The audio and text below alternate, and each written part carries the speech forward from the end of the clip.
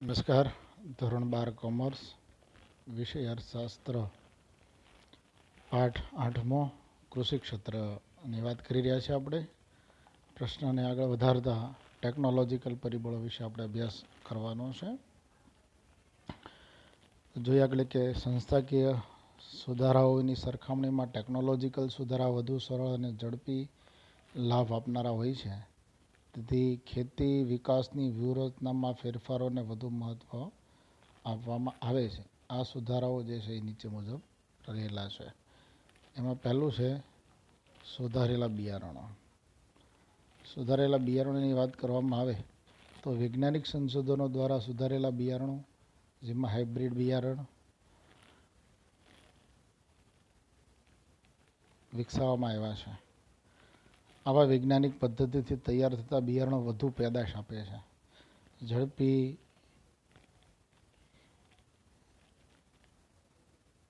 પાક તૈયાર કરી આપે છે અને રોગોની સામે સફળ સામનો કરી શકે તે પ્રકારના હોય છે. ભારતમાં અન્ન ઉત્પાદનમાં નોંધપાત્ર વૃદ્ધિ હાંસલ કરવામાં આવા બિયારણો મોટો ભાગ ભજવે છે. તેથી અન્ન ઉત્પાદનમાં થયેલ અસાધારણ વધારાને કૃષિ ક્રાંતિ, આવો શબ્દ તમને અહીંયા આપવામાં આવ્યો છે. કૃષિ ક્ષેત્રે જે વધારો થાય છે અન્નના ઉત્પાદનમાં, તેને કૃષિ ક્રાંતિ તરીકે ઓળખવામાં આવે છે. બીજો શબ્દ આપ્યો છે બીજ ક્રાંતિ, સીડ્સ રેવોલ્યુશન. બ્રીજ ક્રાંતિ અને કૃષિ ક્રાંતિ તરીકે ઓળખાવે છે. રાષ્ટ્રીય કૃષિ સંશોધન સમિતિ, રાષ્ટ્રીય બીજ નિગમ અને કૃષિ વિશ્વવિદ્યાલયમાં સુધારેલા બિયારણો વિકસાવવાનો ઉચ્ચ અગ્રિમતા આપવામાં આવે છે, જેથી સાચા અર્થમાં ખેત ઉત્પાદકતા ઊંચી લઈ જઈ શકાય છે. મિત્રો, સામાન્ય રીતે આપણે જોવા જઈએ તો આ જે સુધારેલા બિયારણો છે એના કારણે ઉત્પાદન પણ વધે છે, સાથે સાથે પાકને રક્ષણ મળે એ માટે, રોગોની સામે રક્ષણ મળે એ પ્રકારના બિયારણો હોય છે. એને કૃષિ ક્રાંતિ અને બ્રીજ ક્રાંતિ શબ્દથી પણ ઓળખવામાં આવ્યા છે. તો સુધારેલા બિયારણના કારણે કૃષિ સંશોધન સમિતિ, રાષ્ટ્રીય બીજ નિગમ અને કૃષિ વિશ્વવિદ્યાલયમાં આ સુધારેલા બિયારણો વિકસાવવા માટેનો અભ્યાસ થાય છે અને અગ્રિમતા આપવામાં આવે છે, અને એના કારણે જ ખેત ઉત્પાદકતા ઊંચી લઈ જઈ શકાય છે. ત્યાર પછી મિત્રો, રાસાયણિક ખાતરનો વપરાશ. સુધારેલા બિયારણના ઉપયોગની સાથે રાસાયણિક ખાતરનો ઉપયોગ પણ ભારતમાં વધ્યો છે. જે તે પાકને પૂરતું પોષણ મળતું ન રહે અને તેનો શક્ય તેટલો ઝડપી વિકાસ થાય તે હેતુથી વિવિધ પાક પર રાસાયણિક ખાતરના કરેલા પ્રયોગથી સિદ્ધ થયેલ રાસાયણિક ખાતરો પાકની ઊંચી ઉત્પાદકતા માટે ખૂબ જ ફાયદાકારક બની રહી છે. જે તે પાકને જરૂરી નાઇટ્રોજન, ફોસ્ફેટ, પોટાશ જેવા રાસાયણિક ખાતરનો ઉપયોગ કરવામાં આવે છે. હવે સામાન્ય રીતે આપણે જોવા જઈએ તો રાસાયણિક ખાતર જે છે એ આપ સૌ જાણો છો કે બીજ સારું મળી જાય, પાણી મળી જાય તો રાસાયણિક ખાતર જે છે એ પાકને પૂરતું પોષણ આપે છે અને પાકને ઝડપથી વિકસિત કરવા માટે, ઊંચી ઉત્પાદકતા માટે, ખેતીની ફળદ્રુપતા માટે રાસાયણિક ખાતર ખૂબ જરૂરી છે અને પાક માટે એ ઉપયોગી છે, ફાયદાકારક છે. નાઇટ્રોજન, ફોસ્ફેટ, પોટાશ જેવા રાસાયણિક જે ખાતરો છે એનો ઉપયોગ કરવામાં આવે છે આમાં બધી જગ્યાએ. ભારતમાં રાસાયણિક ખાતરના ઉત્પાદન માટે જાહેર ક્ષેત્ર દ્વારા પ્રયાસો કરવામાં આવે છે. એટલે કે સરકાર પણ આ વધારેમાં વધારે લોકો સુધી રાસાયણિક ખાતર પહોંચે માટે પ્રયાસ થાય છે. આ ઉપરાંત મોટા પ્રમાણમાં જરૂરી આયાતો કરી ખેડૂતોને નીચા ભાવે ખાતર ઉપલબ્ધ કરાવવામાં આવે છે. નીચો ભાવ ક્યારે હોય તો કે એને સબસિડી પૂરી પાડીને પણ નીચા ભાવે રાસાયણિક ખાતરો પૂરા પાડીને ગરીબ ખેડૂતો પણ રાસાયણિક ખાતરો દ્વારા ખેત ઉત્પાદન વધારે એ માટેનો પ્રયાસ હાથ ધરવામાં આવે છે. ત્યાર પછીનો મિત્રો પોઈન્ટ તમને કીધો છે કે ભાઈ સિંચાઈની સગવડોમાં વધારો. ભારતનું કૃષિ ક્ષેત્ર મોટા ભાગે આકાશી ખેતી ઉપર રહે છે. એટલે કે ભારતીય ખેતી મુખ્યત્વે વરસાદ ઉપર આધારિત છે. પરંતુ વરસાદ એ ખૂબ જ અનિશ્ચિતતા ધરાવે. વરસાદનું કંઈ નક્કી ન હોય, અનિશ્ચિત હોય છે, જેની સીધી અસર ખેત ઉત્પાદકતા અને ખેત ઉત્પાદન પર પડે છે. ભારતમાં ખેતીનો મુખ્ય પ્રશ્ન સિંચાઈની સગવડો અપૂરતી છે, અને જો ખેતી વરસાદની અનિશ્ચિતતાથી ઉગાડી એક કરતાં વધુ પાક લઈ શકાય તેવું નિશ્ચિત વાતાવરણ ઊભું કરવા સિંચાઈની સુવિધામાં વધારો કરવો અને ઉચ્ચ અગ્રિમતા એને આપવી પડે એમ છે. તેથી વિવિધ હેતુવાળી સિંચાઈ યોજનાનો અંતર્ગત મધ્યમ અને નાની સિંચાઈ યોજનાઓ વિકસાવવામાં ભારત જે છે એ આયોજનનો સારો સ્વીકારો કરેલ છે. ભારતમાં સિંચાઈની સગવડોનો વ્યાપ વધારવાના હેતુસર સિંચાઈ ક્ષેત્રે વિકાસ યોજના અને આંતરમાળખાકીય વિકાસ ભંડોળની રચનાઓ કરવામાં આવી છે. આ ઉપરાંત નાબાર્ડને અધૂરી સિંચાઈ યોજનાઓ પૂરી કરવા અને અન્ય સવલતો વિકસાવવાની જવાબદારીઓની સોંપણી કરવામાં આવી છે. મિત્રો, ખેડૂતોને સિંચાઈનો લાભ જો મળી રહે તો વર્ષમાં એક કરતાં વધારે પાક લઈને એ ખેતીની અંદર ખૂબ સારું ઉત્પાદન હાથ લઈ શકે એમ છે. સાથે સાથે વરસાદ પડે તો પડે, અને વરસાદ પડે તો જ ઉત્પાદન સારું થાય. એની જગ્યાએ જો સિંચાઈમાં કૂવા, બોર વડે સિંચાઈ વિકાસ યોજનાઓ શરૂ કરવામાં જે આવી છે એનો લાભ ખેડૂતોને વ્યવસ્થિત મળે તો ખેડૂતો વર્ષમાં 2 વાર કે તેથી વધારે પાક લઈને વધારે સારી સગવડો ઊભી કરીને સિંચાઈ દ્વારા પાણી અને એની સવલતો ઊભી કરી અને ખેતી વધારે સારી રીતે કરશે અને એને કારણે ખેત ઉત્પાદકતા વધશે. આપણે મિત્રો અભ્યાસ કરી રહ્યા છીએ ખેત ઉત્પાદકતા વધવાના ઉપાયો. એમાં આપણે આ ત્રીજો પોઈન્ટ જોઈ ગયા, સિંચાઈની સગવડો. ત્યાર પછી આપણે મિત્રો આગળ જઈએ તો યંત્રોનો ઉપયોગ.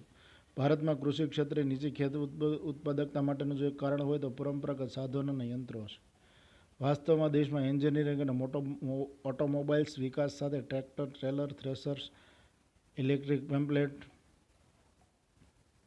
પંપસેટ, ઓઇલ એન્જિનનો, દવા છાંટવા પંપ વગેરે આધુનિક યંત્રોની શોધ થઈ ગઈ છે. આજે દવા છાંટવાના પંપ આવી ગયા છે, પંપસેટ આવી ગયા છે, ઇલેક્ટ્રિક મોટર આવી ગઈ છે, થ્રેશર ઇલેક્ટ્રિક આવી ગયા છે, ટ્રેલર આવી ગયા છે, ટ્રેક્ટર આવી ગયા છે, જે આધુનિક છે. તેનો યોગ્ય ઉપયોગ ખેડૂતો નથી કરતા. પરિણામે શું થાય છે કે જે યંત્રો જે છે એનો લાભ ખેતીને મળતો નથી. પરિણામે ઓછા ખર્ચે ખેતી થતી નથી અને વધારે મહેનતથી ખેતી કરવી પડે છે, અને પાક લેવાનું જેટલું સરળ બનતું એની જગ્યાએ અઘરું બનતું જાય છે, અને ઉત્પાદકતા જે છે એ માણસોમાં વહેંચાઈ જાય છે, ખર્ચમાં પરિણામે ખેડૂતોને પરવડતું નથી. જેથી યંત્રોનો ઉપયોગ કરીને આધુનિક ખેતી કરવી જોઈએ. આજે કેટલાય બળદગાડા અને કેટલાય પુરાણા યંત્રોથી ખેતી થાય છે, જે આપણા દેશ માટે ખૂબ આવનારા સમયમાં હજી જો જાગૃતતા નહીં આવે તો એક ગંભીર બાબત ગણી શકાય. ત્યાર પછી મિત્રો જંતુનાશક દવાઓની વાત કરી છે. તો કે તૈયાર પાકને વિવિધ રોગો અને જંતુઓનો ભય વધુ પ્રમાણમાં થતો હોય છે. આ ઊભા પાકને નુકસાન થતું હોય છે. પાકને જુદા જુદા રોગો સાથે રક્ષણ મળવા તેમજ વિવિધ જંતુઓથી થતા પાકના નુકસાનને રોકવા વૈજ્ઞાનિક પદ્ધતિએ વિવિધ જંતુનાશકોને કારગર ઉપાય શોધવામાં આવેલ છે, જેનો સવિશેષ ઉપયોગ કરી થતા નુકસાનને અટકાવવા પાકની ઊંચી ગુણવત્તા મેળવી શકાય છે. મિત્રો, આજે પણ આપણે જોઈએ છીએ તો પાક માટે જે રોગ છે એ સમગ્ર પાકને એક સાથે નુકસાન કરતા હોય છે. આ પાક જે છે એને નુકસાન અટકાવવા માટે યોગ્ય જંતુનાશક દવાનો ઉપયોગ હોવો જોઈએ. ભારતમાં એવું કહેવાય છે મિત્રો કે એક રાજ્યને પૂરું પાડી શકાય તેટલું વર્ષે અનાજનો બગાડ થાય છે. પાક જંતુનાશક દવાના અભાવને કારણે પાક બચાવી શકાતો નથી.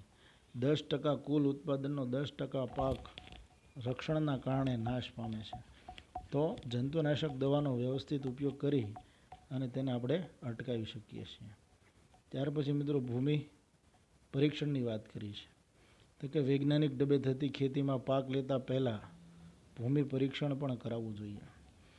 જે રીતે પરીક્ષણ થાય તે પાકને અનુકૂળ ગુણવત્તાવાળી જમીન છે કે નહીં, તે જમીનમાં ખૂટતા ઘટકો અને તેના પ્રમાણમાં માહિતી આપે છે, જેથી પાક લેતા અગાઉ જમીનને ખાસ પ્રકારની ઉણપથી દૂર કરી શકાય છે. અને આમ જે તે પાક માટે જમીનને પાક અનુકૂળ કરી દેવાય છે. તેથી જમીન ઊંચી ઉત્પાદકતા આપવા માટે કાર્યક્ષમ બને છે. ઉપરાંત જે તે જમીન કયા પાકને અનુકૂળ છે તે જાણી શકાય છે. મિત્રો, સામાન્ય રીતે આપણે જોવા જઈએ તો ભૂમિનું જો પરીક્ષણ થાય તો એ જમીનમાં કયા ખાતરની વધારે જરૂર છે એવી પ્રયોગશાળાની અંદર તપાસ થતી હોય છે. એ જમીનમાં કયા પોષક તત્વો ઉમેરવા પડે છે એની તપાસ થતી હોય છે. જેના કારણે ખેડૂતો એને યોગ્ય અનુરૂપ પાણી, ખાતર, દવાનો છંટકાવ કરી શકે છે. જેવું ખાતર જરૂરી હોય, છાણિયા ખાતર, રાસાયણિક ખાતરની જરૂર હોય તો ભૂમિ પરીક્ષણ કરીને એમાં ખાતરનો ઉમેરો કરી શકે છે. આવું કરવાથી ખૂબ સારું ઉત્પાદન લઈ શકાય છે. ત્યાર પછી મિત્રો આપણને અન્ય ઉપાયની વાત કરવામાં આવી છે.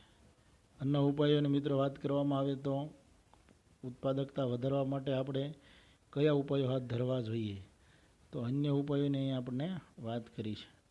અન્ય ઉપાયોની વાત જોવા જઈએ તો ખેતી ક્ષેત્રે ઉત્પાદકતા વધારવા માટે ખેડૂતોને શિક્ષિત કરવા અથવા ખેતીની નવીન પ્રકારની પદ્ધતિનો માહિતીગાર કરવાથી ખેડૂતોની કાર્યપ્રણાલીમાં ફેરફાર થાય છે.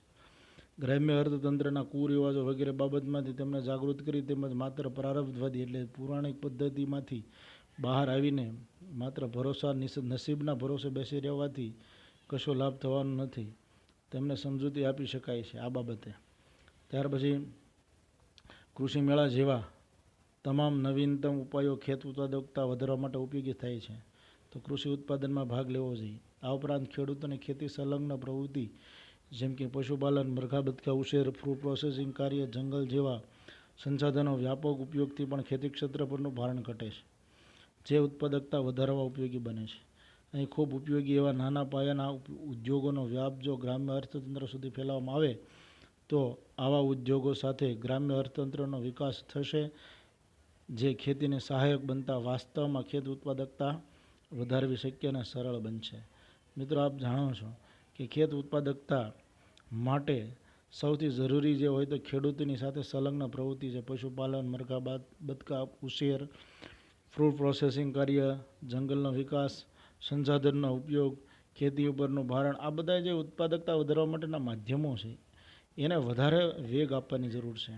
અને એને અનુરૂપ નાના પાયાના ઉદ્યોગો છે એ ગ્રામ્ય વિસ્તારમાં વિકાસ પામશે તો લાખો લોકોને એનો લાભ મળશે અને ખેત ઉત્પાદકતા ખૂબ આગળ વધારી શકાશે. તો મિત્રો, આટલી બાબતો આપણે ખેત ઉત્પાદકતા વધારવાની કીધી છે. આગળના પોઈન્ટમાં પણ આપણે જોઈ ગયા હતા અને આજે આ બીજો જે લેક્ચર હતો એમાં આ પોઈન્ટ આપણો પૂર્ણ થયો છે. તો ખૂબ વ્યવસ્થિત રીતે આ પોઈન્ટની તૈયારી કરજો. 5 માર્કમાં પૂછાવાની સંભાવના વધારે છે. બાકીનું જે આ પાર્ટ છે એમાં 1 પીડીઆર જેટલું હવે આવતા પીડીઆરમાં પૂછાશે. બાકીનું આ પાઠમાંથી 30% અભ્યાસક્રમમાંથી ગવર્મેન્ટે બાદ કરી દીધું છે. તો આ પોઈન્ટને ખૂબ સારી રીતે રજૂ થયો છે. તમે શાંતિપૂર્વક ઘરે બીજી વાર એવું લાગે તો જોઈ લેજો. ધન્યવાદ.